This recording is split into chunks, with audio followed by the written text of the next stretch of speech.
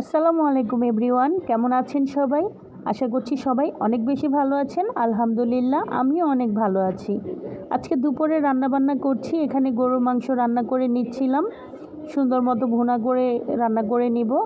আর এখানে দু রকমের ভর্তা বানাবো আজকে। একঘেয়েমিভাবে মাংস খেতে খেতে আর ভালো লাগছে না, তাই ভাবলাম একটু ভর্তা বানাই। এখানে আমি চিংড়ি মাছের ভর্তা বানাচ্ছি। চিংড়ি মাছটাকে খুব ভালো মতো ভেজে নিয়েছিলাম, তারপর শিলপাটায় বেটে আমি আমার চিংড়ি মাছের ভর্তাটা বানিয়ে নিয়েছি।